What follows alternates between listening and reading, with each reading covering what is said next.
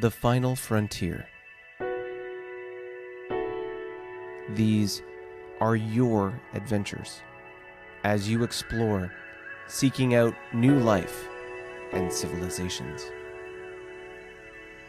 expanding your borders and exploiting the resources you find, befriending allies, or exterminating the foes that get in your way.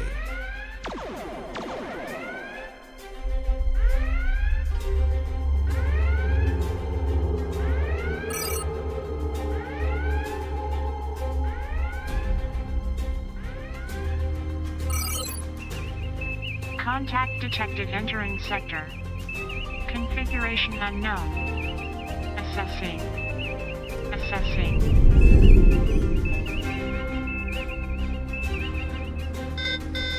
Initiating countermeasures.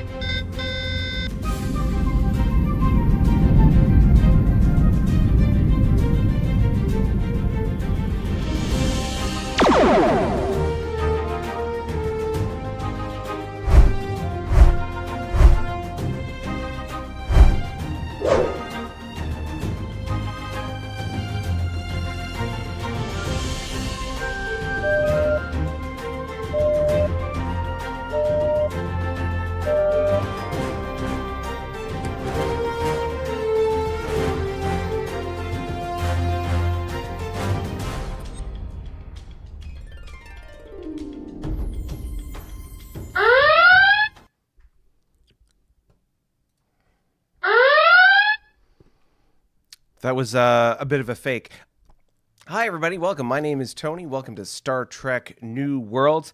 A little bit of a hiccup on our end here, so if things seem a little off-center, that's what's going on. Okay, so hi. My name's Tony. This is Star Trek New Worlds. We are a turn-based strategy game that we play online here with you, inspired by the rules of Federation and Empire, as published by the Amarillo Design Bureau, and the magic you will see on the map here is produced through the imagination of Vassal.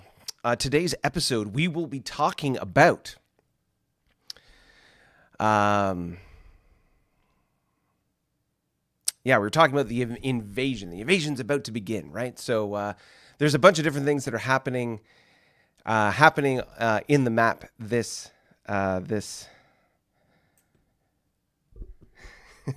Sorry, I'm having a little bit of I'm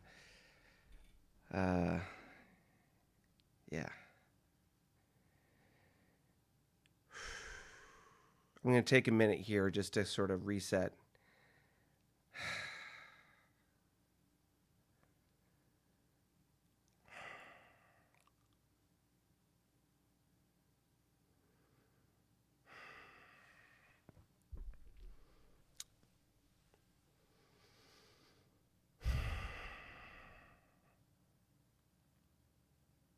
Okay. So in today's episode, we're talking about the New Horizons campaign. We have a couple new things that are happening in the campaign. There is conquering of planets that is occurring. The question is, who's conquering? How's that happening?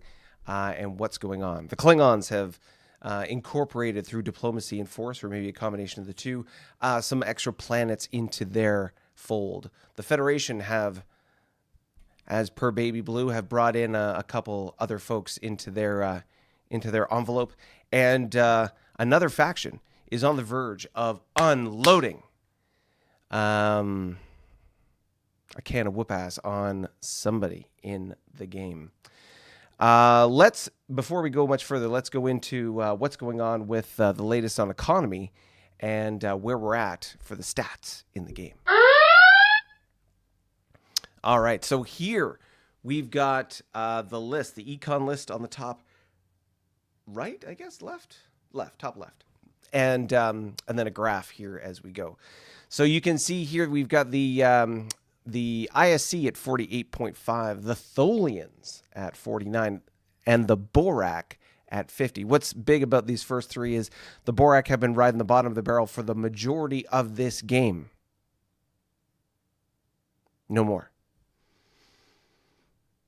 No more.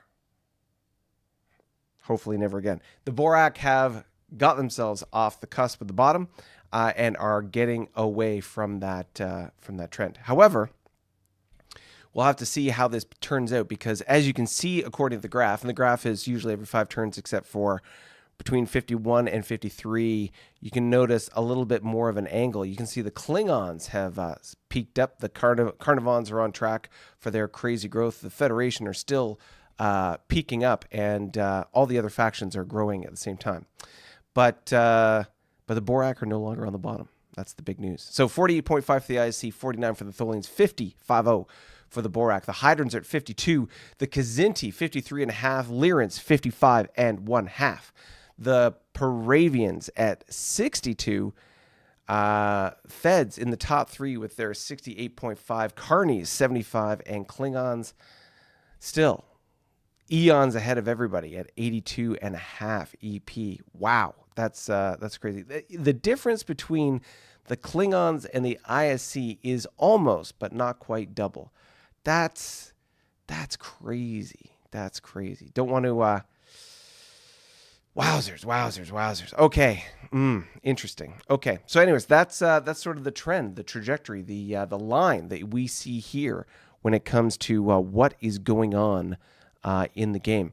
But let's not digress. Let's not hold back. Let's get into the map, because that's what we're here to see, isn't it? Let's go take a look at what's going on the Big Six map, and there's some things between. So before I get too far, the big map has the Big Six. There are 3 other small mini map factions that we will see.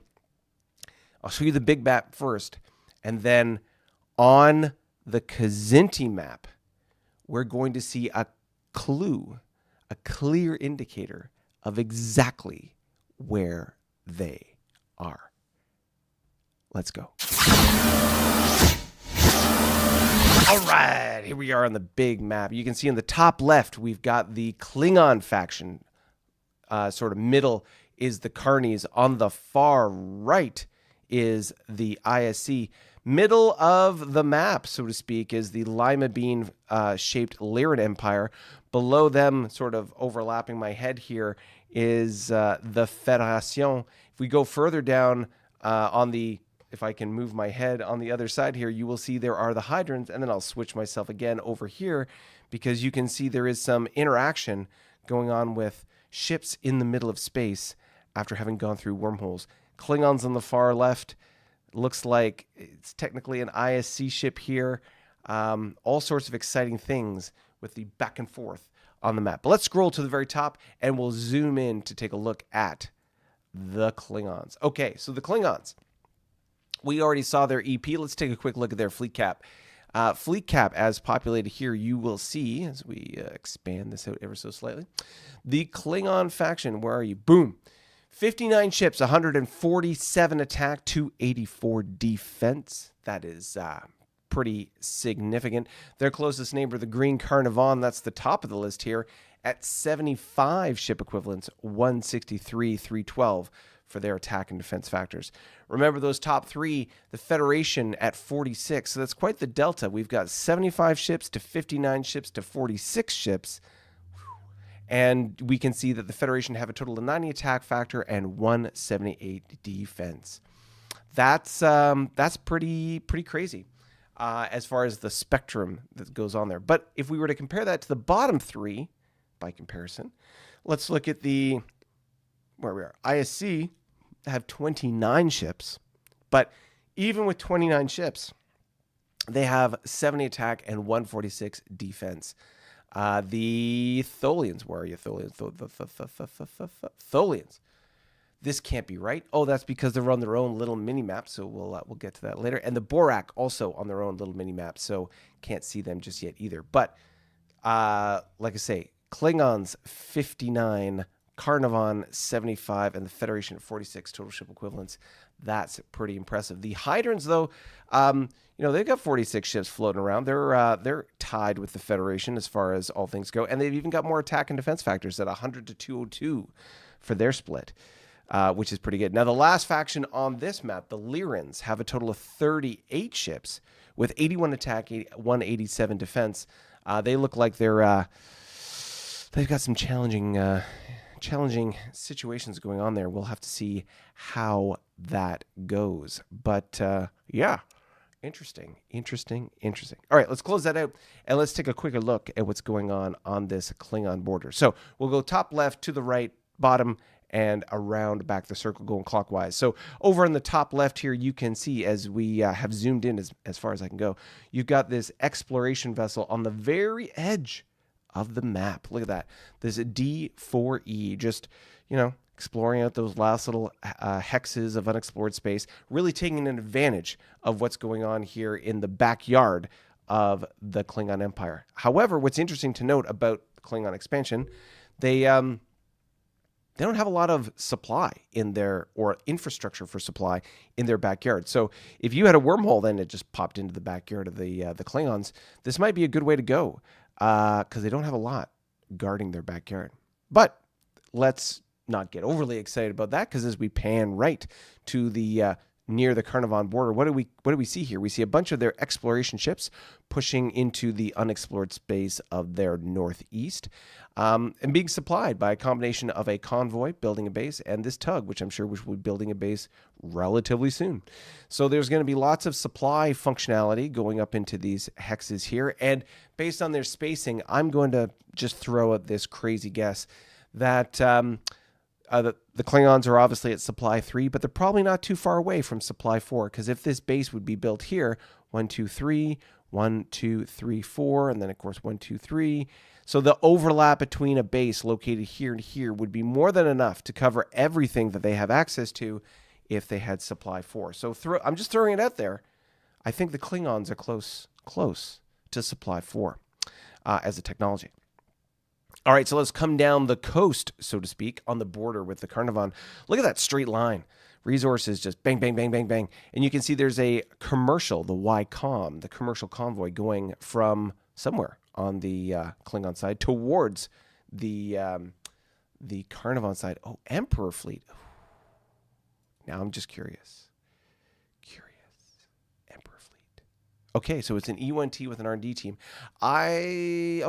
Okay, interesting. So they're obviously swapping R&D teams, or like making an effort for that to up the R&D exchange between the two of them. Collusion, collaboration, your choice. But nonetheless, they are getting along nicely.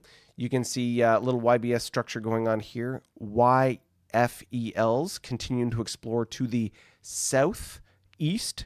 And it would seem that the concentration of Klingon base construction and exploration is really pushing in this direction. You can see 3 hex, the limit of their supply. They're really pushing that exploration south. This tug, I bet you, is going to build a base. This convoy will come down, probably want to build a base somewhere down here or continue going south. You have a bunch of ships with prime teams, cruisers with prime teams. I bet Battle Group Blood here probably has something similar. Look at that. It's got a cruiser with a destroyer escort, so it's making its way down south. There is Apocalypse Fleet, which, let's just take a quick gander. Where's Apocalypse? There it is, Battle Group Apocalypse. So Apocalypse has a couple of theater transports, which if you start combining them together can start acting like tugs. In fact, those two E1Ts can extend supply up to 2 hexes in this case instead of the full 3 with because they each E1T or theater transport can act like a tug for 1/3.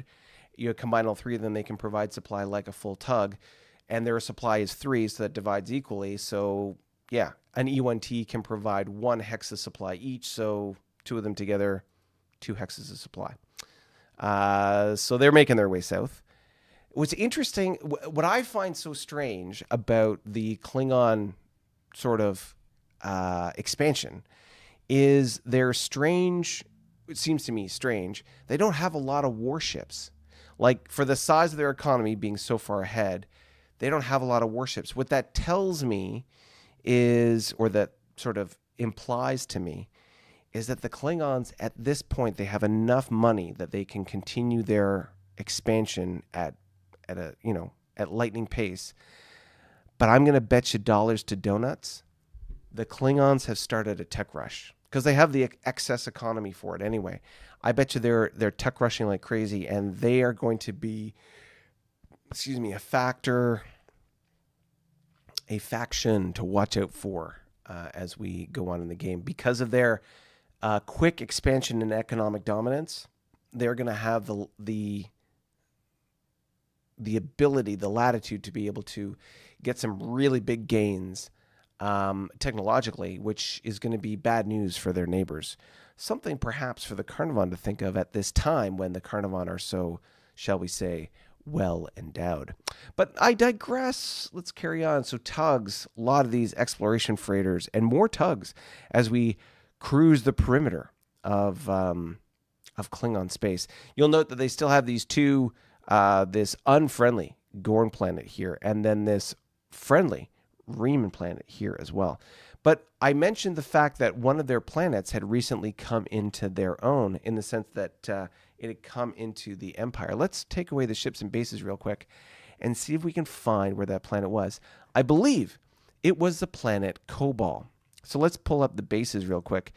These guys had established, the Klingons that is, had established a trade route to one of these planets. And I think it was perhaps Kobol. Maybe not. I might be wrong.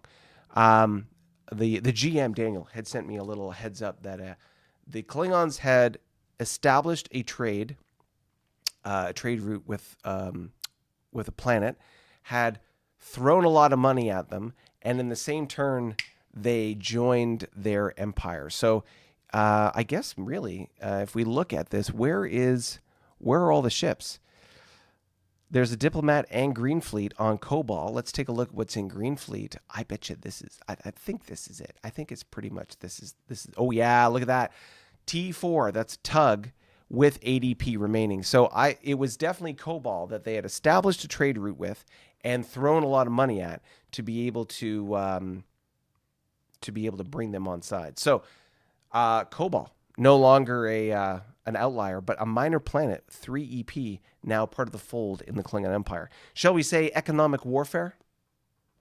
Not throwing fists or letting bullets fly or the phaser fire pass between you, but instead throwing nothing but dollar bills, gold press latinum, or just credits, whatever the case may be. I'm not sure what, maybe the currency is barrels of blood wine when it comes to the Klingons. Who knows? But either way, that's what they're sending their way in the context of the Kobolites, I guess, on planet Kobol. So that's really good. Diplomatic victory for the Klingons. And as you can see, they continue to expand at a lightning pace. I'm going to zoom out here real quick so you can see how close they are to the Lyrans. Now, granted, there's quite an expanse of unexplored territory between the Lyrans and the Carnarvons and the Klingons respectively. But you can tell, just look at the, shall we say, the direction of attraction between the Klingon Empire and where the Lyrans are. Just look at that map. You can see there's direction heading there. Very, very interesting. Okay, but let's focus in on their green friends. Their pack brothers, you might say. Not the Wolves of Fenris. No, that's a different science fiction franchise. No, we're talking about the Carnarvon, the Werewolves of Space, the pack mentality, the hunting the herd, you might say. This is the most powerful military faction in the game, doing their thing. So let's take away their ships real quick and just take a look at their base structure as we can see it here. So as we talked about before, they had been building bases towards the Klingons. You can see there's this YDK on the edge, and you can see a base building arc. Maybe that's the right way to describe it. We've got this YDK here. We've got this YBS down here. And as we continue along the bottom, another YBS sort of off in the distance here. We continue around the corner. There's less concentration, but more than is normal along the Carnarvon border. In this little corner, they've uncovered this minor planet, a Romulan minor planet, which is interesting. It has a YDK, 2 planetary ground bases, and as we bring the ships back, Second Legion. So if we just take a look at these minor empires, Second Legion, you can see here has a kingbird, 2 Y-birds, or warbirds, 3 hawks, which are their destroyers, and 6 frigates, snipes. So not the biggest fleet by any means, but certainly not small.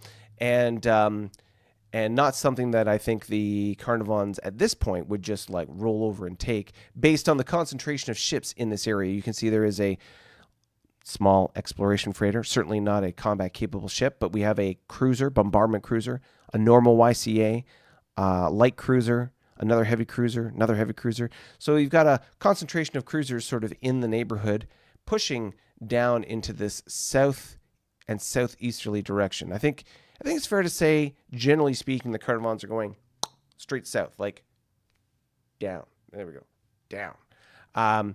Maybe, if anything, to draw a line between them and the Klingons, and to, of course, they are almost directly above the Lyran faction. So they're just like going straight down, try and perhaps interact with them. And that would just be played out by the concentration of their ships. You can see all their ships seem to be heading almost directly south of their supply lines. Whereas there's this little nub, direction, arrow of energy that is going over towards where the ISC are. You can see they've got a survey cruiser, a exploration freighter, another exploration freighter, and tugs supporting them. So interesting. Oh, Wolfpack 1. Let's take a quick look at Wolfpack 1. So the Carnarvons have this great little squadron formation thing with Wolfpack. So you see Wolfpack 1 on the planet of Beam. Looks like they were recently deployed there to be able to subdue some malcontent. As if we take away the ships for a second, you can see that this is Annexed 1, or Annex 0, and they are hateful, meaning that they have recently conquered the planet of Beam. Assault, destroy, subdue. They have exercised the exterminate of the 4X campaign against this harmless non-player faction. So this non-player faction has been on the butt end of Carnarvon aggression, and you can see as I bring the ships back, there is Wolfpack 1 there, which is 2 drone bombardment destroyers, 2 commando ships, and a total of 7 frigates. Very, very interesting. Yeah. So it seems that there's certainly a fleet in that area, and they're close to this other Gorn faction who is also unhappy with them. Let's take a look at Home Fleet. That's the nearest neighbor, or nearest sort of folks in the area. So Carnarvon Home Fleet. Ooh. Oh, look at that. I'm going to put that right down there by my head. We've got a Dreadnought. A total of 6 YCAs. Dreadnought with 6 YCAs and 2 drone bombardment cruisers. So if you add that with the crazy amount of frigates from Wolfpack 1, I think we've got a winner here, kids. Minor factions. Let's pull these guys up. I'll put them right above my head. Let's find the Gorns. Home Fleet. So the Gorn themselves have a Dreadnought, command cruiser, 3 light cruisers, a commando cruiser, 6 destroyers, 12 frigates, and that's not enough. No, they have a tug and a Y convoy with money embarked.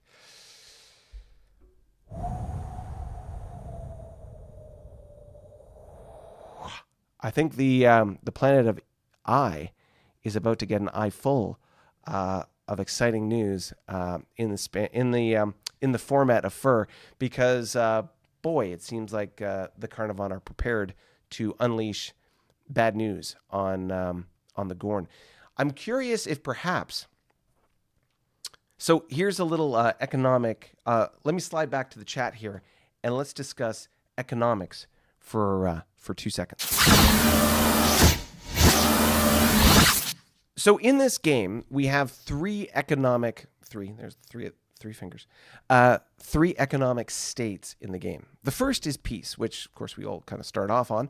And in the format of peace, you only net, or actually get as income, 50% of your gross EP. So, at the beginning of this live stream, we talked about the income economies and everything for all these different factions, and the number you see there is the gross, like the total number of money that they can make or resources they own. Well, they don't actually get that every turn as far as money to spend. In peacetime, you get half of that, which is restrictive. The second state is war, which is you get 100% of that income. However, for every turn you're at war, you incur war fatigue, or one turn of war fatigue. In this game, for every turn of war you're at, you gain one turn of war fatigue, and then it takes 2 turns at peace to be able to work that off. Once you pass the 20 turn mark in war fatigue, you start incurring penalties. It starts off at being 75% of your income. Then once you get over 30 turns, it's 50. Over 40 turns, it becomes 40%, then 30%. And once you get past the 30 war turns mark, there's also some happiness things that start to occur, planetary attitude stuff, which has a negative impact on your income as well, because if you were relying on happy planets to provide you a little bonus on income, then you start losing that. And on the flip side, when it gets very negative, you start incurring the negative penalties equivalent to the positive. Excuse me. So, what does all that mean? There's a third economic state, which I think is what the Carnivons are taking advantage of here. In this particular campaign, notably different from Splintered Will, but in this particular campaign, the minor factions in the game, or shall we say non-player factions, you can go to war with. You can attack them. You can take them out, as clearly demonstrated by both the Klingons and the Carnivon. However, when you attack them, you cannot assume war status. For lack of a better way to describe it, it's war status is too much to be able to deal with this minor irritant. So, in the game of Federation Empire, as per the normal rule set, there is a state of economic status called limited war. And limited war is basically, it's designed to be a economic ramp up of your economy. Let me try that again. A ramp up of your economy, economic ramp up's redundant, and it allows you to sort of get your military industrial complex up and going to supply the war. And during that period of time, you don't get 50% of your income. You don't get 100% of your income. You get 75. However, there is a constraint around limited war. Limited war can, in this case, can only be done for 4 turns at a time. You can only ever have a total of 8 limited war turns within a 10-turn period. So, in this game, you cannot change your economic. There are some minor exceptions to this, but relatively speaking, you have to spend 4 turns at any economic status before you switch again. So let's play that out. If I'm at peace and I switch to limited war because I'm attacking a minor faction, I can be at limited war for 4 turns. But then after the end of 4 turns, I can't be at limited war anymore, and I can't go to war status when I'm in conflict with a minor faction, so I have to revert back to peace. But then when I'm at peace status, I have to stay at peace status for a total of 4 turns. Then I can go back to limited war, and I have to be at limited war for 4 turns. Now, the only exception with limited war versus war, and we'll have to discuss this in the context of this particular GM, Daniel, our GM, and this campaign, there is basically a limitation in de-escalating your economic status, but not escalating. So, for example, if you were at limited war, and you can only be at limited war when fighting a minor faction, you've been at limited war for 2 turns, not the full 4, but let's say just 2 turns, and then another player faction attacks you, you can jump up to war status right away. Okay. But you can't go back down to, let's say you're still at war with this minor faction. You could conceivably, at the end of the war period, and we have definitions in the game for what establishes, what parameters need to be fulfilled in order for you to go to war, go to peace, and limited war, and so on. But let's assume, without explaining them at this point, that you meet the criteria to get off of war status. But you're still in conflict with the minor faction. You could go from war status down to limited war status for 4 turns, and then back down to peace. Or go straight into peace if you want to. You can still be in conflict with a minor faction, i.e. fighting with them, and be at peace economic status. Because one thing we didn't want to do in the context of this game is to, quote-unquote, game the system and juice your economy, because limited war status gives you 75% of your income, but you can't sustain it for any length of time. So, but at the same time, we don't want to limit your ability to engage in, shall we say, police action or conflict or engage in hostile act without, like, you can still have a fight while at peace status and not necessarily, kick yourself into war status. Again, you can't go to war status when fighting these minor factions, so you can still fight them while at peace or limited war, your choice, and of course, based on the constraints. So, I know, not the easiest explanation in the world, but hopefully that makes sense. So why am I saying all this? I think there's a good chance, although I'm not certain, I think there's a good chance the Carnivon are using these minor factions to be able to juice their economy. We know that their economy is just a little bit below the Klingons. However, if they were maintaining limited war status at the maximum stretch, meaning they were at limited war status for 4 turns, go back to peace for 4, limited war for 4, back to peace for 4, and they do this cycle of back and forth, they'll go to limited war status to be able to engage and fight these minor factions. One caveat about limited war status, especially with a minor faction, you have to attack at some point within the 4 turns.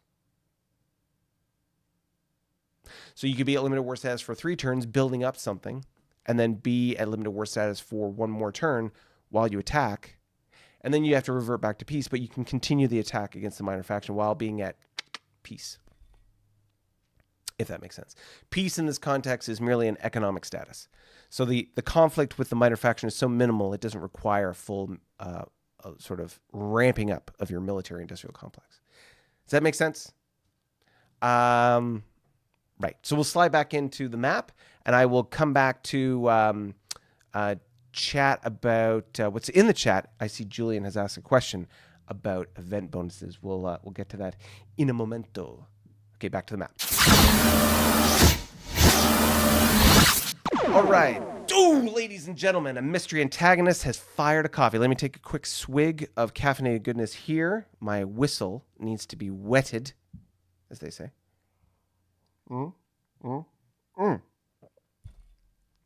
I don't know what it is about coffee. It's like the sweet elixir of life. It just makes the world go round and puts a smile on my face.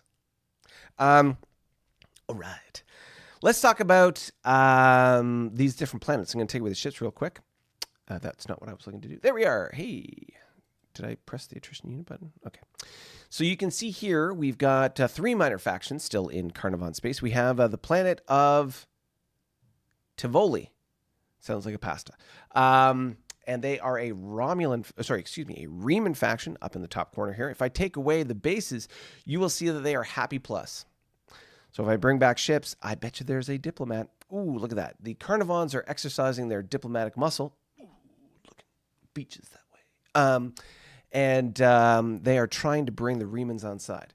Vampires and werewolves working together in the world and the universe, probably not the craziest thing you've ever heard, but that seems to be what's going on here. But if we look over to the Gorn faction, you will see they are unhappy with our Carnivon conquerors. And, of course, we've just discussed the proficiency of their military representation and how that's going to play out against the Carnivon. We'll just have to wait and see. And, of course, the third of the 3 is this Romulan faction. So we got Riemanns, Romulans, and Gorn, all plasma races. The Romulans, have Second Legion down in the corner here. Let's bring back the bases. There we are. And as we saw, we have 2 planetary ground bases. They're 1 attack, 2 defense each. So you can see with a 2-4, it's 2 of those. And they got a YDK. So a YDK is a Y-era starbase for all intents and purposes. It's a space dock. So we got space dock there, 816, lots of repair capacity. And, of course, they've got second fleet, which we discussed and looked at. So they got a Kingbird, a couple warbirds, three destroyers, and a bunch of snipes. So nothing, but certainly enough to be able to hold back the collection of ships in their vicinity. One thing I'm noticing, though, is Wolfpack 2 is close enough to be able to engage our Romulan friends. Let's just take a quick look at the Carnarvon Wolfpack again. You can see Wolfpack 2 is the second tier on our list. I'll put that up here. So they've got a drone bombardment destroyer and 4 frigates. Certainly not enough to be able to break through those Second Legion defenses, but maybe enough if you collected all the different ships in the area. We've got drone bombardment cruiser, heavy cruiser, 2 other heavy cruisers, and a light cruiser. So that's maybe that's enough to be able to put a big dent in the Romulan faction here if they so desired it. One thing to remember and take into consideration, when we look at all these 3 planets, we have a minor planet, another minor planet, and a developing planet. So what does that mean? Developing planet is 2 EP when it's fully recovered. There we go, 2 EP. And the minors are 3 apiece. So if the Carnarvon were diplomatically inclined, they'll get a bigger reward off of diplomatically bringing on board Romulan factions the Romulan-Legoran factions versus military conquest. If they conquer them and annex them militarily, they will only get 1 EP during the period of annexation. And then as they recover, they'll slowly ramp up. So, interesting to think about. What do you think about the Carnarvons using this sort of mechanic to juice their economy? I think it's a smart strategy. Is that what they're doing? Maybe. They have a great economy as it is, but of course, every little drop counts in the grand scheme of things. So maybe that's what they're doing. Who knows? Let's slide my head over to the other side while we go talk to the ISC. Now, the ISC, as we had talked about previously, is pretty close to the smallest footprint in the game. I think the Tholians are in a close competition for that. But the ISC here, as you can see, relatively speaking, small footprint, but big guns, relatively speaking. Going back to their fleet cap, they had, I think, the smallest number of ships on the Big Six. However, at 29 ships, they still have 70 attack and 146 defense. Compare that, by example, to the Federation at 46 ships with a 90 attack, 178 defense. You compare those 2 fleets together, and I bet you like nose to nose, battle line to battle line, the ISC are going to come out on top almost every time. Just because the ISC their ships are bigger, better, have better defense factors, and just are on an overall theme more robust. Of course, they cost more, and if you're fighting a war, economics and your money is a big thing. So sorting that out is going to be important. But they've also got a hospital ship and a R&D team from the Federation. So obviously the Federation and the IC are working together. We can see this wormhole right here, which heads over to Federation space. We'll go over and talk about that in a second. And I could swear that this was a gravity well, a one-way wormhole, not a two-way wormhole, a previously established one-way wormhole that now, if you look at it, has the diamonds around it, not the triangles, meaning it's now a two-way wormhole. I think if we scroll down and scan over, oh yeah, see that letter? That's an F, as in that wonderful 4-letter word that you're thinking about. But I'm thinking about Foxtrot. Foxtrot is that wormhole, and this is where it came out. So one thing for the IC, they've obviously sent their frigate through the wormhole. They've uncovered some interesting stuff. But what is it that we see here? Don't disregard those black hexes that don't have Fog of War hex in them. I think that's a typo, seeing as there's nothing there. But we have a frigate next to a slow-moving size class 4. Slow-moving size class 4. That is a small, possibly large, exploration freighter. Slow-moving means it's a slow unit. So it's not a frigate. It's not a warship of any type, because those things move 2, 3, 4 hexes at a time. It's not a convoy, because a convoy would be a collection of ships. There would be a little comment of group of ships. It is a single size class 4, 4 being smaller than 3 or 2 or 1. So it is a small, slow-moving ship. It seems to me like that looks a lot like a exploration freighter. And based on where it is and what you're going to see in the following maps to come, I think we know exactly who that is. We'll circle back to that at the end, but there are at least two different key things that are going to tell us where everybody is, for those who haven't been revealed on the map yet. That is one of them. So look at that. ISC frigate in a slow-moving size class 4 sensor reading. Okay? All right. Let's slide over to the Federation on this map, because the Federation is, we'll do the Lyrans in a second, but the Federation are connected to the ISC.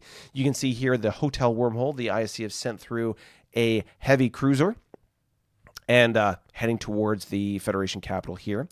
As a reminder, when we look at the Federation capital, the Federation as a whole, they've got quite a interesting blob formation. If we take away the ships and bases real quick, note the way in which they are expanding. I'll zoom out one more here and you can take a look. See the capital here and how much they are pushing west to this potential capital, and the lack of pushing east by comparison. They're moving up, they're moving down, but they're really moving west. All right, let's bring back ships and bases. So, couple things. Of course, we got the ISC coming through the wormhole here. We've got these unexpected visitors with a battle cruiser and a cruiser on its way to interact with somebody down here. I think the Federation are going to have to get a posse together and ride out and figure out who and what is going on there. If we look at the rest of their map, you can see that they've got 3 other non-player factions that they're playing with. It looks like Alpina, which used to be, I believe it was a Riemann faction, are now inside the Federation. This is the diplomatic victory that they have experienced over this past couple turns. They now have the planet of Alpina, a minor 3 EP planet, brought into the fold, which has helped their economy bump up significantly. But below them, they still have the Romulans at a developing planet that are hateful. Hate everything the Federation has to offer, which is not, off-brand for the Romulans. But nonetheless, they are not enjoying what the Feds have to offer. Notice the lack of ships in the vicinity. But boom, another coffee has been fired by... That's a lot of empty hexes. Hoorah! That's what she said. Let's take a quick sip and lubricate the larynx.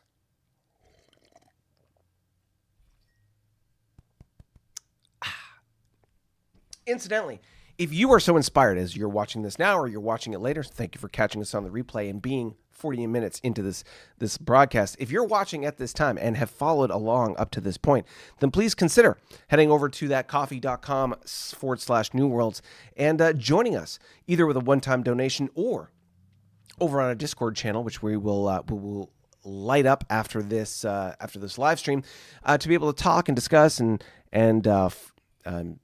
talk about rules in the game, and there's a lot of banter and witty stuff that goes back and forth between the players, trash talk and so on. If you want to be part of that and participate, then away we go. The Coffee and Discord tier is the tier that gets you that. Otherwise, you can just be like David316 here and be a subscriber, of course, to this channel. Follow along as you discover what's going on as we go forward. If you haven't already, I see about half of you have hit that thumbs up button.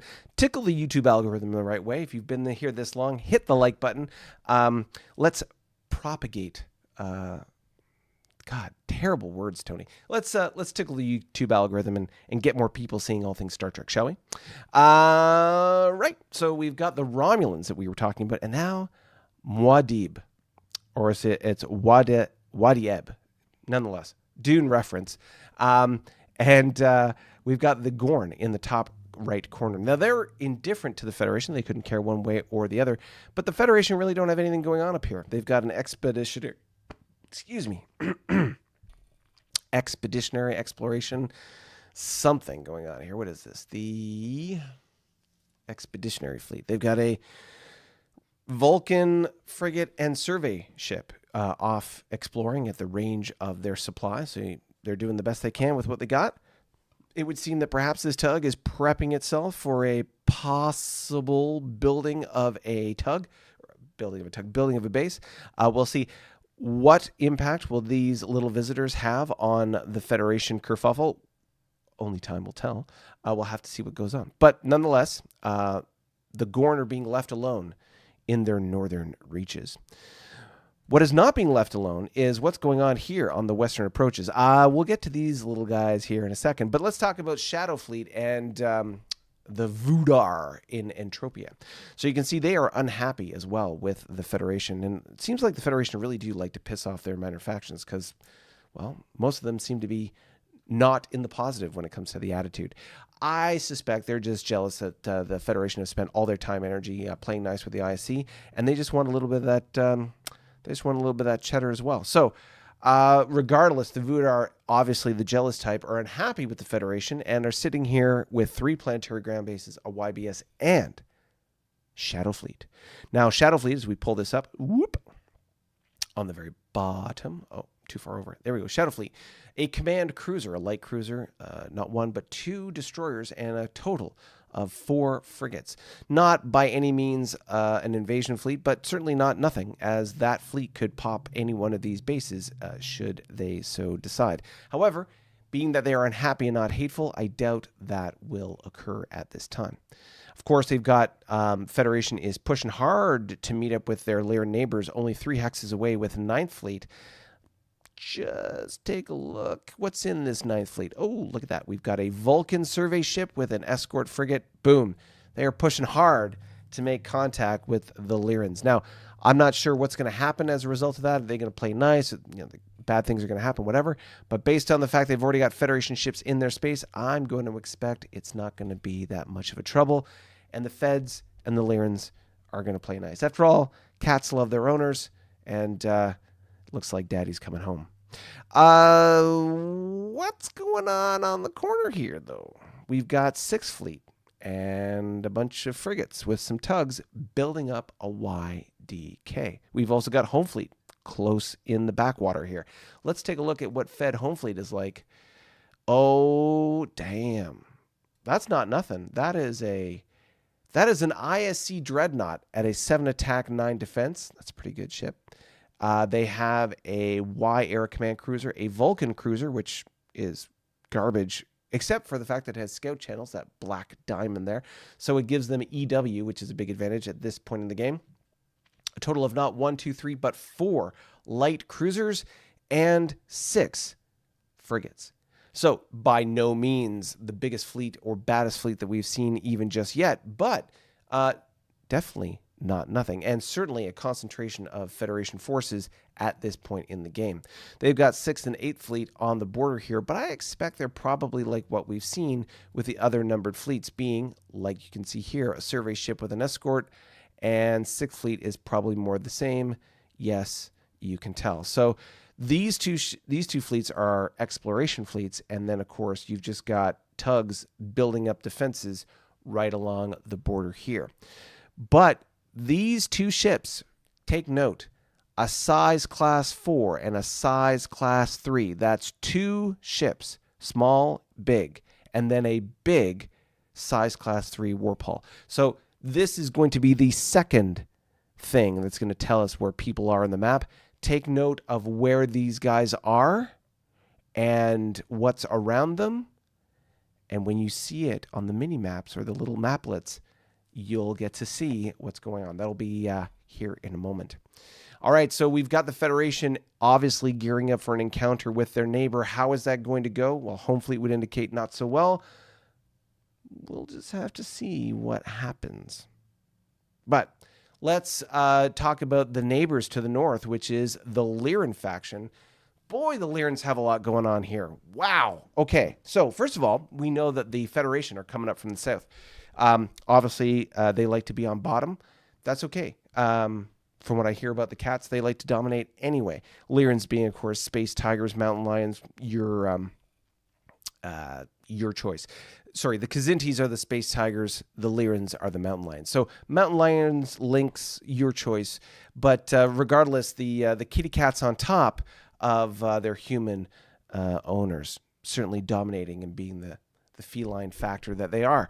But as we look up here, we can see a lot of exploration ships pushing hard to get down south to meet up with those feds. You've got tugs seemingly working south to support that effort. As we go further along the south, working clockwise here, we got nothing going on in the bottom. We do have a gravity well that seems to be an outie. And there seems to be possibly a ship that's come out of that. That is a Carnarvon frigate.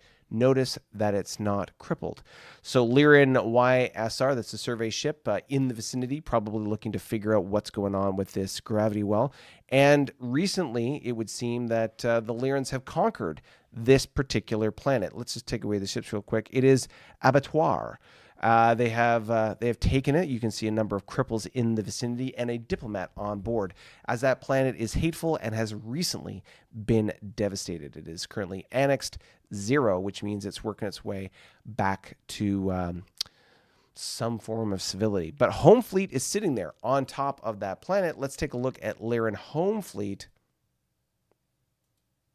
Ooh. Whoa. Well, the Lyrans certainly have, they're not playing around. They've got a YDN.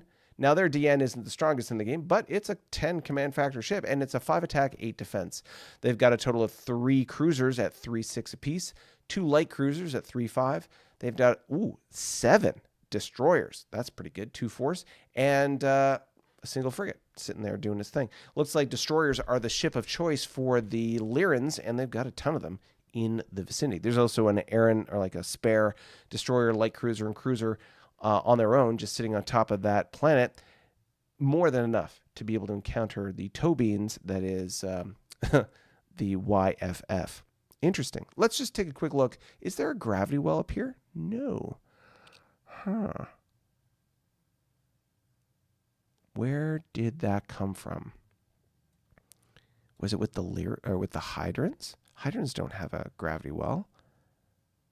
Interesting. I'm very curious about that. Okay. Oh, India. That's the gravity well. And that came out here. Interesting. So you can go through here and pop out here, Federation to Carnarvon space. Interesting. Or Federation to Lyran space. Interesting. Very, very interesting. Okay, well, Federation ship in the neighborhood as well. And as we look north, you've got a strong effort, it would seem, with tugs and exploration ships pushing hard to explore to the north, perhaps to build out that barrier between them, time and distance, between them and the Klingons and Carnies that are certainly pushing hard coming down south to say hello. How is that going to go for the Lyrans? Are the Klingons and Carnies going to combine to hammer and sickle the kitty cats into a furry mess? I don't know. We'll have to wait and see. But that's not the only thing that's going on for the Lyrans. Of course, they've got all these minor factions highly concentrated over here. So the indifferent Gorn of 4th Fleet are just sitting here, couldn't care one way or the other. But it would seem as though trade route has been established between the Gorn and the Lyran capital. You can see that here. You got 1, 2, 3, 4, 5, 6, 7, 8 hexes of trade route to this indifferent planet. So I'm going to assume that the Lyrans are going to do their best effort to bring this developing planet on board with the least amount of resistance possible. That is not the same when it comes to the Romulans. So 2 Romulan planets, very interesting, back to back.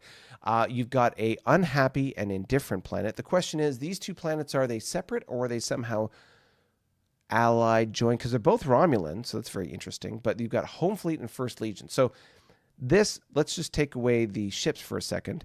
We have the planet of Romulus and Luke. I can't read it because the thing is in the way, and I can't zoom it any faster. Hold on. Let's take away the ships real quick. Ships and bases. So let's just change the label. The label says Lucanius. Okay, so it's Lucanius and Romulus. Those are the two labels on those two planets. And if we bring back the bases real quick, you can see the smaller of the two, a developing planet, has 3 planetary ground bases and a YBS. And the bigger, Romulus, has 5 planetary ground bases. That's not nothing. And a YDK. Bring back the ships, First and Home Fleet. Let's take a look at the minor factions. And we can tell... Ooh, yeah. Home Fleet. Look at that. Vulture. Booyah. Vulture, 7-8. Second best dreadnought in the game. 2 cruisers. 1 Falcon. That's good. That's deadly at this point of the game. 4 destroyers and a total of 8 frigates. That is a fleet that will decimate anything that goes up against it. That is for sure. Ouch. And then First Fleet is tiny by comparison. They have not 1, but 4 frigates, 3 destroyers, and a single warbird. However, you combine those 2 fleets together, that is a fleet that will go toe-to-toe with any player in the game, certainly. And with the defenses in place, I'm certain they can hold out for quite a length of time. Very, very interesting. It'll be sort of interesting to see how the Lyrans play that out, how they're going to interact with them. Are they going to attack them, diplomacy with them? I don't know. But certainly the current concentration of effort was down over on the west side, right next to my head here with this stack of crippled ships. But also, of course, dealing with the this Carnarvon ship that's popped out of nowhere. And of course, trying to push hard to connect with the feds down south. Lyrans are looking for a connection. Will anyone actually give them a pet? We shall have to see. However, it's not all about them, because, of course, we've got Klingons exploring the far corners of the galaxy, the ISC encountering strangers in the night. But lastly, on the Big Six, we've got the Hydrons. Now, the Hydrons, I don't know what's going on with the Hydrons. I feel like the Hydrons at one point had hard interaction with the Carnarvon, if only by evidence by this Carnarvon commercial convoy that's sitting here on this YBS. Certainly exciting to see. You can see they've got a trade route with their Riemann Happy Plus planet in the south, so that's on its way to joining, I'm assuming. And again, look at this. More Gorn. Gorn 6th Fleet. Unhappy, 2 planetary ground bases, a YDK, and let's take a look. Minor fleets. 6th Fleet has, it's hard to, there we go. Okay, so you can see 6th Fleet here is a command cruiser, 3 light cruisers, 3 destroyers, and 6 frigates. That's sitting here with Tungsten Fleet, and I imagine that the Gorn are being rather precocious, telling them to get off my lawn, or as the case may be, perhaps with the Gorn is get off my sand. I'm not sure, but either way, they don't like what's going on, and they might throw the odd rock at you if Kirk is anything to go by. So that's what's going on there. Now, of course, the Squiddies, Hydrons, multi-tentacled hentai folk that they are, they're just it seems like they're playing nice. They are kicking butt and taking names, just focusing on their little corner of the universe here. Not only are they on the verge of totally exploring their backyard, but pushing out in all directions. You've got the northern push. That was a group of rap guys in Toronto in the early 2000s, I want to say. Choclair, Cardinal, Official, the Rascals, all those guys. Pushing north, nonetheless, heading in... Instead of like the Pet Shop Boys, we're talking about looking for Santa Claus. They're heading to the top of the map. Whereas Platinum, Expeditionary, Iridian, Third, and Zinc Fleet are all really taking the Pet Shop Boys at their word and looking to interact with whatever this is over on their west side. So whether it's the west side story from the Hydrons or the quest to cross the North Pole, either one is an exciting venture on its own. But the Hydrons are doing both. So hey, it's all about creating exciting storylines when it comes to multi-tentacles. Because, of course, they can, being ambidextrous, they can write more than one book at a time. So that's very exciting. But let's just take away that. We'll take away the ships real quick, and we can just see their base infrastructure, and it'll kind of give us an indication of where they're going in any one particular direction. So you can see here, base about to be completed here. They'll be able to get another EP on their income. But the concentration of where they're going is interesting. YDKs to the north, YDKs to the west, and to the northwest. So very clearly they're building out their infrastructure at 3 hex intervals, I might note, to be able to really push in any one particular direction. However, I will say this. If we look at this guy over here... Oh, sorry, I got to bring back the ships there. If we look at this guy over here, and we can see that the ISC have encountered whoever this guy is at 1, 2, 3, 4, 5, 6, 7, 8. 8 hex radius from their homeworld. Granted, the feds have shown us a different tactic when expanding in all directions. However, 8 hexes out. So if we were to explore 8 hexes out this way, just as a bare bones, rough order of magnitude estimation of where they might be, 1, 2, 3, 4, 5, 6. They're in the M column. 1, 2, 3, 4, 5, 6, 7, 8. They've got another 8 hexes to go before they encounter them. If we were just generous to say that they both expand at the same rate in the same direction, it is likely they will encounter each other at the 4 hex mark in between those 2 milestones. So 1, 2, 3, 4. They will likely, this is my guess, if they continue to push in the way that they're pushing, they are likely to encounter each other somewhere between the Q and the R column. That's my guesstimation.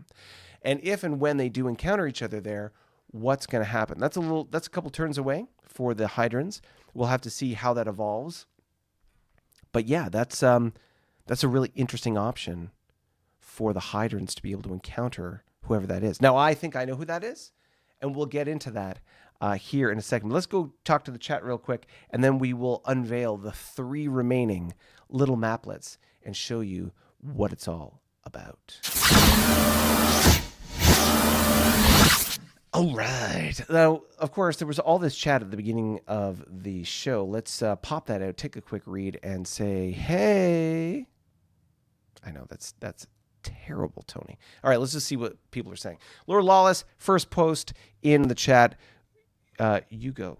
Eugene is in the house. The wait is over. Will we see a full map today? Obviously, the answer is no. Who is invading? Will it be successful? All of this and more in today's show. So, as per, and trying to deliver on that thumbnail, the assault begins. Yeah. We have seen not 1, not 2, but 3 at least conquering of planets in this game. We have seen the Klingons through diplomatic force of will, perhaps through money, perhaps through persuasion, perhaps both. They have conquered or engulfed or brought on board, drunken consent, whatever the case is. They have brought another planet on board. The Carnarvon have very clearly conquered another planet. They have forced the capitulation of another, not Cretaceous, it's not the right way to describe it, but nonetheless, another faction in the game. And it would seem they are on the precipice. They are preparing. They are poised to be able to pounce once more upon their unsuspecting prey. The alliteration is killing me, but hey, I'm cheesy like that. So the Carnarvon are ready to rock. The Federation, through the quafting of the quill, the lyrical language that they might have used in the diplomatic discussions that they had with their various folks. Tell me when to stop. They have certainly brought on board another faction there. That's 3 examples of different forms of growing your economy through other ways. Through the force of might, through the power of the coin, and through the talent of the quill. All different ways to be able to bring these factions on board. There's still some more to show, but we'll get to that in a moment. And certainly there are some other factions that are doing other things. Lyran's, by example, I'm not sure exactly when they took that planet, but they certainly did unload a big can of whoop on whoever it was. So let's talk about, oh, look, Big Slow Target's adding his 2 cents. Let's jump in the chat rail here, and I will get my way down there. So Lordy Eugene and Julian, good afternoon, Smitty says. Crush that like button, folks. I couldn't agree more. Can I get a pew pew? clue from our GM. GM is not in the house right now. He is otherwise occupied, but he will be returning to us shortly. Julian, one of our newest members on the channel, thank you for joining us on the live stream today. Too bad the actual Federation uniforms didn't look like the one on the thumbnail. Seriously. Vegeta would have something to say about that. That is for sure. That might have been too militaristic for the Fed. Fair. The picture dude has a yellow hand. It's a glove. Or does it look like that because his hand turned yellow? Or are those marks on his head the start of a color change? No, I think that's just the high blood pressure of perhaps his excitement or rage, as the case may be. Yeah, that's definitely like veins in his head. David316 is, of course, our newest subscriber, according to the banner there. One thing to note, and I came across this quite some time ago. So our subscriber number has been growing beyond the last time David hit that subscribe button, but not everybody has the sort of the permissions on their YouTube profile to be public, meaning that you can hit the subscribe button for this channel. Please do so if you like this. Don't hold back. So hit the subscribe button, smash it, bury it, tickle it the right way. Whatever is your preference, you do that. And if you do that, but your preferences aren't turned on, you won't see your name down there because YouTube is not allowed to disclose your identity or your call sign or however you want to identify yourself on YouTube.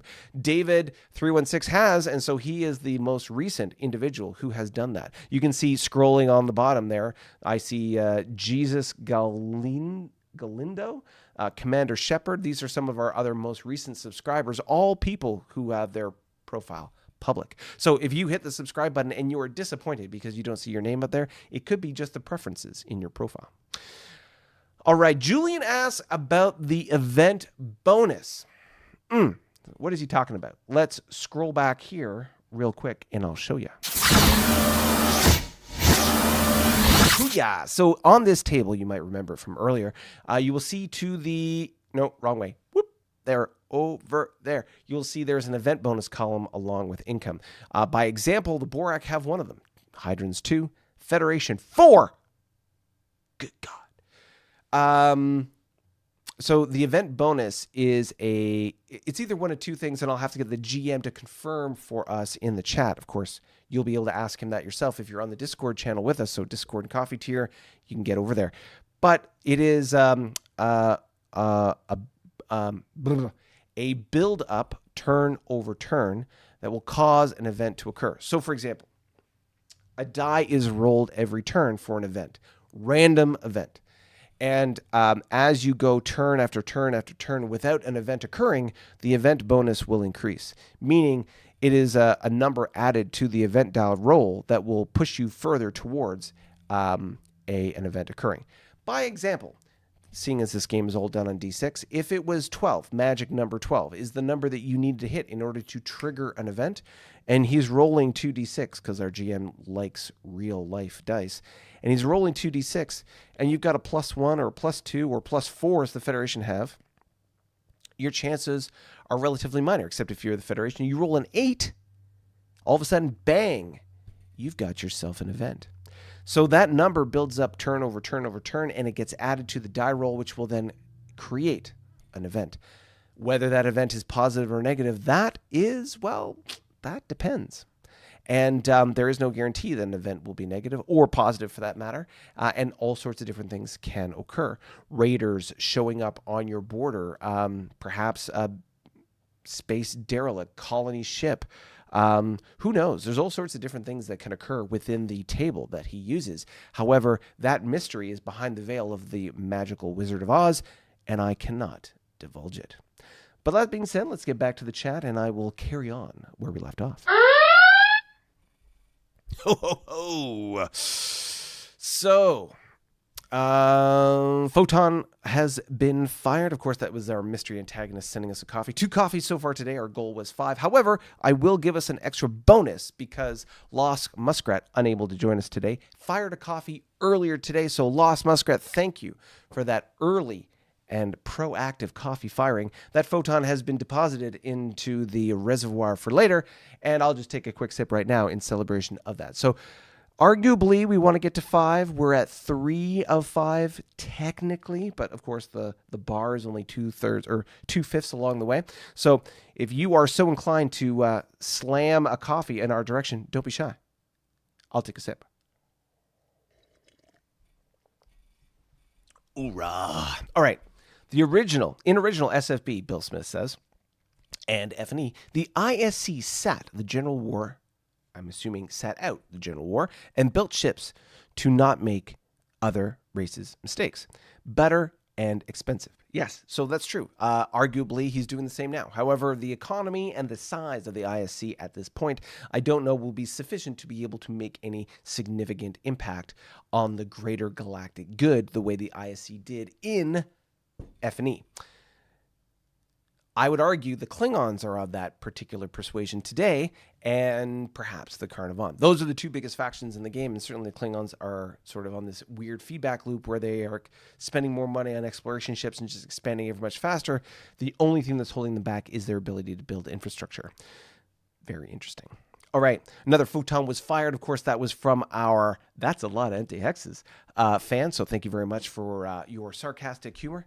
Bring it on. Bill is talking about links. We're talking about the Lyrans, that is. Lost Muskrat. Ooh! Late to the party, but made it. Boom, boom, boom. Lost Muskrat is here. Hoorah! Big Slow Target, me too. Big Slow Target, by the way, is our Klingon player. So far, kicking butt and taking names in this game. First time player, first time winner. Only time will tell. There was a link to Carnivon and Hydron, but the wormholes have come and gone. Fair. Klingons took the planet by returning historical artifacts and shared mutual culture. Sounds like a bribe to me. Antique weapons worth 18 EP, proving Cobalt was always part of the Empire. Misdirection, misinformation, propaganda, whatever you want to call it, it's all good in the hood. Big Slow Target. Hi, Bill. Julian says, thanks for the explanation. I could use an Orion Slave Girl event. Oh. Dear God. Well, they can do all sorts of crazy things. Let's take this moment and prepare ourselves for what is going to be a most exciting unveil. I'm going to start with the faction that will unveil perhaps where one of our neighbors are and help you, help me, help everybody. Talk about what is going on in the world of the other kitty cats in town, and that is the Kzinti. Hoorah! Okay, so we talked about the Kzinti before. We talked about the fleet caps and all those things. So let's pull up the fleet cap just to compare what we're talking about. So I'll zoom out one more just so you can see the shape of the Kzinti Empire. Again, it was very much a sort of a tower, a white tower, you might say. Lord of the Rings reference there. But very much they are vertical, up and down. You can see the Kzinti here have a total of 27 ships in their fleet, 61 attack, 119 defense. Interesting to note that compares to the Federation, who had 46 ships, if we recall. Now, the 46 ships didn't necessarily translate into the same balance of offensive firepower, as I think their attack factor was 90. So 61 to 90. Obviously, the Feds have more, but they have more space to cover and certainly more visitors to deal with. Now, here's the kicker. I'm letting you look at this map real quick. Can you throw into the chat right now, what is it that tells you exactly where the Kzinti are? Take a moment. Look at it. Remember the Big Six map. I pointed out 2 of these things to you. Which one do you think this one is? Give it a second. 3, 2, 1. I'll give you a hint. Ooh. It looks like this. Look at this Orion. Look at these warp signatures. And let's pull up the Kzinti. All right, let's zoom in here. You can see there is an Orion based right here, and there are 2 warp signatures within close proximity to it. There is a size class 3 ship, which is a tug, looking to be building something here shortly, and then 2 size class 3 and 4 ships, the CC being a 3, the FF being a 4, sitting there on that unexplored hex. That ties in perfectly with what the Federation we're seeing on their map, which means this is exactly where the Kzinti are, right next to the Federation, underneath the Lyrans. Now, we kind of knew that already. Fair. We kind of knew that already because of the way they were shaped and how close the Federation were. These were the only guys that could be there. But we know for sure that they're there. Okay. So the Kzinti are going tall. We can see that they are 1, 2, 3, 4, 5, 6, 7, 8 hexes high with a YDN right next to a YDK. Let's do the math on that real quick. 1, 2, 3, 4, 5, 6, 7, 8. 1, 2, 3, 4, 5, 6, 7, 8. They are close. Almost as close as the Federation to bumping into the Lyrans. But still quite a distance away. That being said, the Federation are on the doorstep. We know they're coming through, invited or not, shortly. And so what are the Kzinti going to do? Are they going to play nice? Federation seems like they are eager to have a cat in their lap in some way, shape, or form. Are they going to go with the lynx and the mountain lion, or are they going to go with the space tigers? The choice is theirs. Which clause will be out or in, depending? Bring the catnip. We'll have to see what happens next. That being said, what do the Kzinti have going on? Well, they've got some visitors. These creepy little guys in the corner, battle cruiser and cruiser respectively, a 2 and a 4-5, coming in out of the fog of war. Now we've got some ships ready to encounter them, a DN, a CC, and a couple and a tug with a YFF. So more than enough to be able to initially say hello and stop them in their tracks. What will they do? We'll have to see, but nonetheless, something is going on here. Now there's some blue. Okay, there is a colony ship here. If I move this guy, nope. So you can see there's this colony ship, size class 2 being big. So it's a big ship, slow moving colony ship right there. What are they going to do with it? I don't know. We'll have to see. Perhaps a tug will make its way up there and grab that colony ship, take it back to the homeworld, or take it to a... Usually what colony ships can be done, you can take them to a resource, it'll turn into a colony, take it to a colony, turn into a developing planet, and so on and so on and so on. So are they going to take it somewhere close to the capital so that they can bump up, for example, this developing world into a minor, or perhaps this developing into a major? Who knows? I think the developing... Well, either one that they do, it's only going to bump up the economy by 1. But when you take a resource and make it a colony, there's no change in EP or supply for that matter. So really taking it to a colony and making it developing or anything above that seems like the best way to invest that asset. Interesting. Okay, we go around here. We can see there is quite an exploration of tugs on the edge. We've got tug here, tug here. There was a tug in the north somewhere. I could have sworn I saw it. There it is. And, of course, tugs on the border. So lots of employment of tugs to be able to build out their base network. If we take away... Let's try that again. So take away their ships, we see a whole bunch of bases being built and a very concerted, careful spacing of how their bases are being distributed. Every 2 hexes, providing them the best possible defensive structure that they can.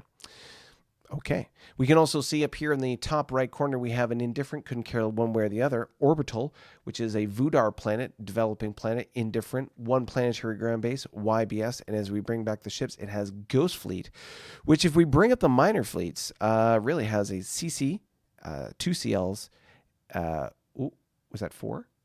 4 DDs and a total of 6 frigates. So not crazy, but big relative to the size of the Kzinti fleet.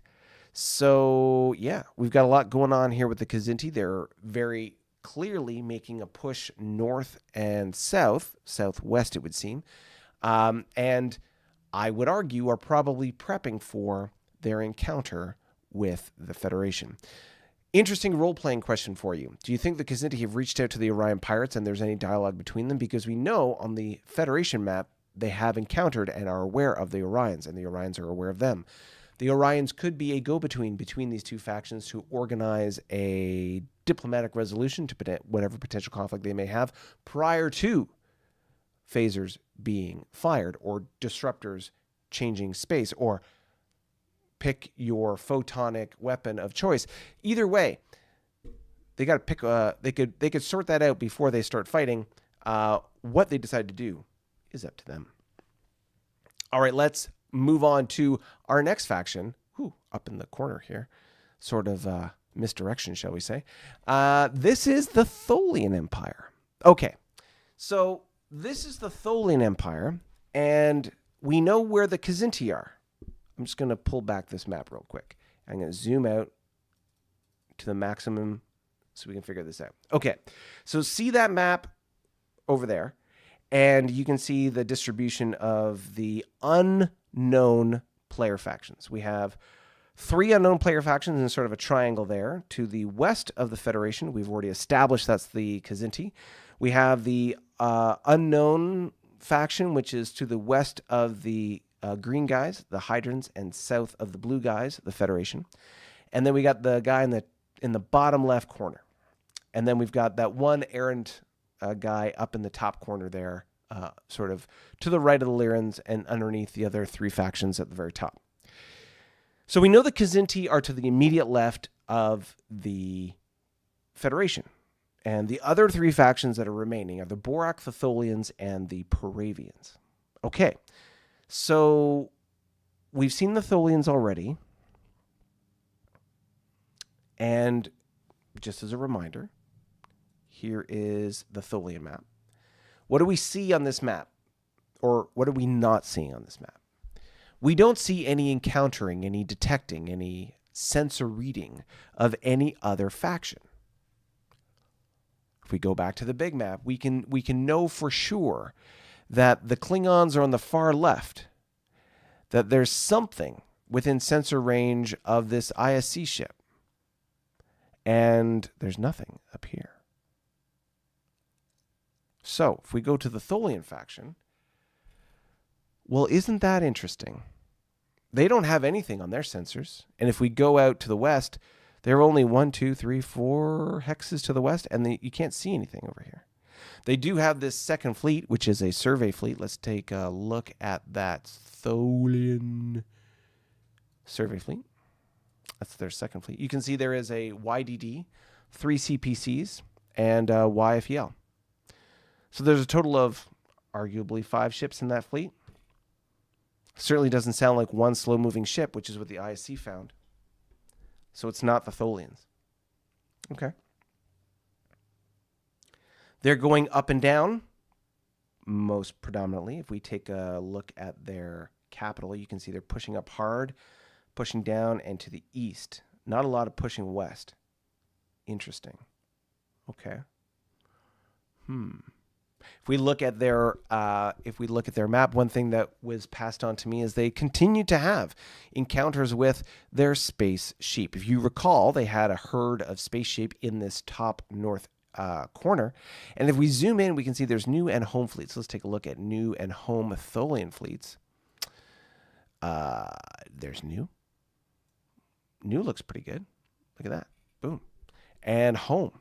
Let's take a look at Tholian home fleet. I feel like I'm not seeing it. There it is. All right, so both of these fleets don't have any cripples in them, which is interesting to note.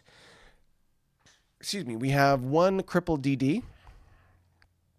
No crippled ships in the capital. Maybe it's hiding under the capital. Nope, nothing there. Okay, so we've got 2 cruisers, 8 destroyers, a CPC, and a commando ship.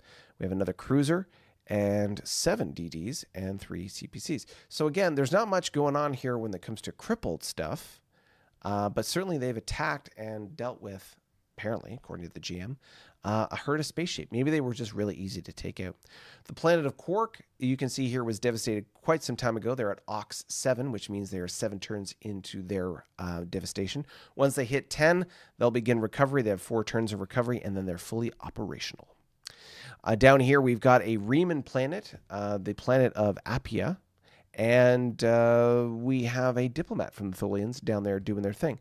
This planet is happy plus, so it's just a matter of time before they make the decision to join the Rock Nation and start singing Living on a Prayer with the rest of the Bon Jovi fans. We see they've got the Echo wormhole here, everything and always, but don't know where that goes. I don't know that the Tholians have sent anything through this wormhole as of yet. We can see, of course, they've got their developing minor planet here, hence on the corner. Looks like that was a diplomatic victory from some time ago, as there is no developing or aux label there. Let's pull out their fleet cap real quick. We talked about that with the other factions. So including the fleets that we see here, the Tholians have a total of 54 ships, interesting to note, and 93 attack, 250 defense. Better than the Federation. Interesting to note. Not too far off some of our other factions in the game, but again, certainly not the worst by any means. Okay, that's kind of cool. What else do we got here? We've got really no other sort of big news as far as encounters. This is really a map about what are we not seeing. What have we seen on other maps that we're not seeing here? Tholians continue to grow, as we talked about on the chart. They are in the bottom 3, along with the Borak and the ISC, as far as their growth goes. But they're overall they're doing pretty good, being that they're still sort of tucked away on their own minor map. All right, so that's the Tholians. We talked about the Kzinti, and now let's talk about the last faction on this map, the Borak. Look at these bodacious buggers. So they have this delta wormhole. We don't know where that comes out, somewhere on the map. But we can look at their pattern of distribution. Let's take a quick look at their fleet cap, since we've been doing that with everybody else. Let's pull that down here. You can see the Borak have a total of 25 ships, probably the smallest in the game. But there are 25 ships pack a punch. They have a total of 73 attack factor. Interesting. Remember, the Feds had 90 with 48 ships. These guys have almost half those ships. 25, obviously half of 50. They have got nearly half the number of ships and almost like, what's 7 of 9? Like 4/5 of the same attack capacity. I don't know about defense factors, but they've certainly got a fleet of some type. But I will let you know, there's a reason why the bald man with the beard and veins pulping out the head was the one going, ah, and that we were about to see the attack is because the Borak are about to unleash the Fury. That's right. Not just a dog off of a leash, his name being Fury. No, though this is actually raining fire down upon their foes. So we can see here, if we take away the ships and the bases real quick, we can take a look at the planets and what's going on around here. As a quick recap, in the early eras of exploration, the Borak came across the Romulan planet of Aquila. The Romulans were rich in culture and profound in their military fervor. Through a combination of careful deliberations, cultural exchange, and challenging negotiations, we were able to establish not only a trade route between them and our homeworld, but also brought them inside and into the fold of the Borak Incorporated Enterprise? Is that what we are? Oh, I have to remind myself what my Borak faction is referred to. How do I get continually, I get confused all the time. Okay, so it is the Borak Incorporated Empire. Thank you very much. Okay, so the BIE was able to bring on board the Aquila and Romulan factions in the game. Okay, and then we encountered not one but two other factions in the neighborhood. Another Romulan faction, the Truska, I should say. We are currently friendly with them. They are great folks to get along with, and we established a trade route between us and them to, again, exchange goods and build out the wonderful repertoire of good stuff between our Romulan appreciating culture and their vibrant militaristic one. So we've got a strong relationship between the Romulans and us. It's good going, great stuff, love it. However, we have a small challenge with the other plasma species that we've encountered. That is the Gorn. Not, it would seem, based on the map, we're not the only ones who have this, shall we say, friction. rubbing the scales the wrong way, you might say. But the Gorn just don't like us. Every time we encounter them, they are unhappy, unwilling, and just territorial. So there's two factions, as we've talked about before. There's the Gorn of the North in Scallion, and then the ones just near our Romulan friends in Gruyere. Now, if we bring back the bases, you can see that the ones in the north are the ones that are, shall we say, the harder target. They have 6 planetary ground bases, a YDK, and a large fleet. We'll get to that in a moment. The ones closer to our Romulan friends in the west, they have 4 planetary ground bases and a YBS. So smaller scale, same problem. Let's bring back the ships, and I'll show you in our minor fleets that the 2nd and 4th fleet are what we're talking about here. You can see that the 2nd fleet, the ones in the north, they have a dreadnought. Good gracious God, wow. Big, bad dreadnought. And a command cruiser, just for icing on the cake. They also have a total of 4 light cruisers, 6 destroyers, and 12 double-digit frigates. That fleet, on its own, possibly the most profound military threat that we've ever faced. If we even look at the fleet cap, the Gorn combined have now, just now, equivalent combat factors to the Borak entire fleet. This is both Gorn factions combined have a total of 31 to our 25 ships, and their total compot is 72 attack, 118 defense compared to our 73 155. But considering that includes a bunch of our tugs and things that are off doing other things and survey ships, at the end of the day, the Gorn have more potent military might. Also, that doesn't include their bases in the calculation. So if you include their bases in whatever fight we'll end up having, they win every day. However, the other faction here on the west, that is 4th Fleet, they are much smaller. They have a command cruiser, 2 destroyers, and a total of 4, not double digits, 4 frigates. So, 4 frigates, 2 destroyers, 1 command cruiser, 1 YBS, and what was it? 4 planetary ground bases. This is a much more reasonable mountain to climb. So, what have we been doing in the past couple of years? Well, as we have discussed with the framing around limited war, the Borak have been ramping up their economic activity in preparation for police action. As was mentioned before, and many times since, the Borak are a corporation. We are a corporate entity, and we understand and appreciate the threats that certain forces in the universe represent. We've had our encounters with monsters, the space sharks. We've encountered and tussled with strange AI. And now we are facing an unreasonable threat to our existence, or our existential threat, which is the Gorn, and their unreasonable nature to be able to engage in economic activity. Because while they are unhappy, we won't be able to engage them in trade. Okay. So if we can't engage them in trade, and because they're unhappy, and it's going to take a while for us to send a diplomat over there to sort them out, sorting that out is going to take a while. What can we do?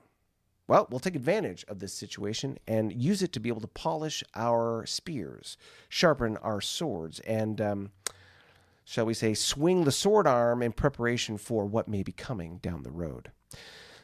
So in preparation for what's going to happen next turn, White Dragon is the sort of focal point of our efforts. If we pull up the Borak, White Dragon fleet, you will see here a collection of vessels. There is not 1, but 7 command cruisers. Our command cruisers, the same as our cruisers, 4-6 ships. You'll see there is 7 command cruisers, 1 YCA, and we have started building frigates. As you can see, the most worthless ship in the game. 1 attack, 3 defense. Good God, they suck. We've also got an RD team here doing some research and development when it comes to the wormhole. And of course, we've got a tug, which had recently been doing some work in this vicinity. This ship, by the way, is not here. It's here, just for FYI. And the White Dragon is, got a tug here doing wonderful things. So we've got White Dragon, which has 7 command cruisers, a cruiser, 3 frigates, and a tug. This is being upgraded to a YDK. We've got a YDK here and a YDK here. So these 3 can build frigates as well. In the vicinity of Gruyere, we also have 1, 2, 3, 4, 5, count them, 5 cruisers. Heavy cruisers combined with the 1 that's in our fleet. That's a total of 6. 6 plus 7 brings us a total of 13 ships with a 4 attack factor, 6 defense. If we include the 2 YDKs that can build us a good, arguably, frigate, then we've got a total of 5 frigates available for our next turn to attack. In addition to this, we've built a troop pod that goes with our tug, and we are going to be using this as a trial run to see how successful we can be against Gorn, the Gorn. So you'll see here that you have a fleet, which is a CC, 2 DDs, and an FF. So our combined 13 cruisers plus the 5 frigates should be more than enough to be able to handle the fleet. When it comes to the YBS, again, probably, likely, we'll be able to do that as well. However, what we're going to experiment with in this particular operation is the use of ground combat. Ground combat is not something that most players usually play around with until it's really getting technical. And so at this point in the game, I'm going to use this as an opportunity to be able to experiment and use planetary assaults. In this context, because it is a troop pod, if you want to imagine this in your mind, we'll walk through the actual combat in our next live stream so you can actually see how this went down turn by turn.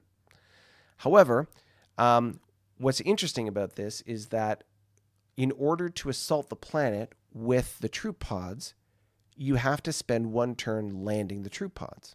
So there's certain ships that can land on a planet, and then the ship can sort of disengage and doesn't have to be in the battle line. The tug with the troop pods is one of those things.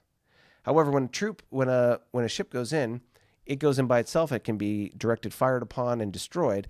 So you probably want to escort it in some way. In ground attack, you can send up to 2 ships with it, as they're not escorts like with carriers, which is just terminology when it comes to the rules. They're called cohorts, and basically they guard it as it goes in. You can take damage on those cohorts instead of the thing that's landing the ships or landing the troops as a way to just kind of save that unit so it doesn't get destroyed. So what are we going to do? Essentially, we're going to take 1 battle round and we're going to land 2 troop pods, because this tug, not all tugs, but this tug with the Borak carries pods in pairs of 2. Land 2 troop pods. Each troop pod has a G factor. A G factor is like an attack factor for ground combat. So the more Gs you have, the more troops you have to assault a location. 2 G factors on the ground and supported by a prime team can do quite a bit of damage. So those guys will drop onto the ground, and then once they're on the planet, they can do round after round until they're all killed, round after round of combat against the YPGB, which is pretty good. There's 4 of those bad boys, and so my G factors over a couple turns can eliminate those YPGBs, which does 2 things. 1, obviously takes out the attack factors that they bring to the table, but also eliminates the EW they bring as well. Now, granted, I got to blow away the base and the YPGBs before any of that can really affect the combat. But what it can do is speed up the battle rounds, in the sense that I could destroy the planetary ground base and then force my opponent to take damage on the YBS, instead shortening the number of battle rounds that I'm engaged in. Shortening the number of battle rounds, reducing the total amount of damage that I take, and therefore speeding up the level of success.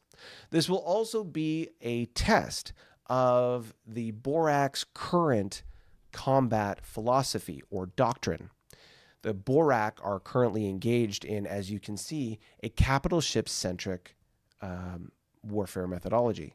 This is sort of driven by the fact that our ships suck, but we're going to see how it works.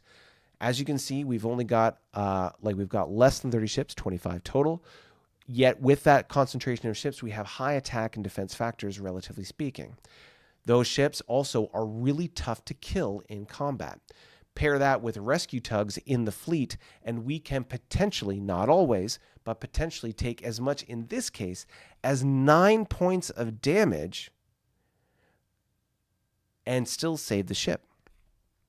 When you take a cruiser that is a 4 attack, 6 defense, and you cripple it, it goes to a 2-3. Destroy it, and, well, that's 9 points of damage absorbed. use a rescue tug after it's been destroyed, and if you save it, it gets crippled again, and you can recover it after the battle.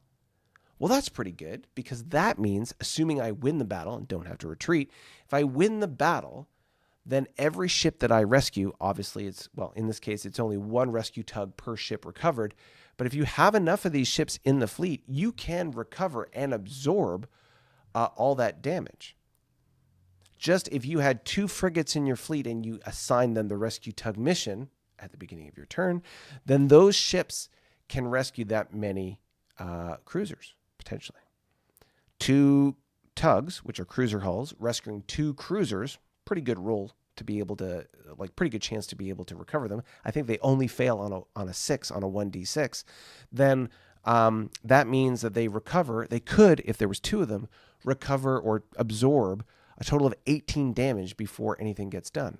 For context, this combat force that I'm fighting, if you combine all their ships, which they would all be in the battle line, they have 4 attack from the YPGB, another 4 attack from the YBS, that's 8. You add in another 8 from the 4 YFFs, which have 2 attack each. So that's 16 total attack factors. Add in another 4 for the DDs. That brings us to 20. And then 3 for the CCs. That's a total of 23. At the best, when burr 10 is reached, which we can't reach at this point, the highest burr we can really reach is 8. But even at its peak, there's a 50%. That's how much damage you can do, 50%. So if we're talking a total of 23 total attack factors, the maximum amount of damage they could do in a battle round, assuming the best, really is 11 and a half. And it's going to be less than that. It'll be more like 10. So if they do 10 damage, and I, with a total of 10 ships in the battle line, all that have a 4 attack factor, again, 7 YCCs, 6 YCAs, that's a total of 40 attack factors. If you do the same split, I'm doing 20 damage to them, they're doing 10 to me. That's a 2-to-1 damage ratio. That's pretty good. Not to mention the ground attack that's going to happen. Granted, when I do the ground assault, the ships doing the ground assault in that battle round will be able to contribute their attack factors to the, or at least the tug won't, I don't think.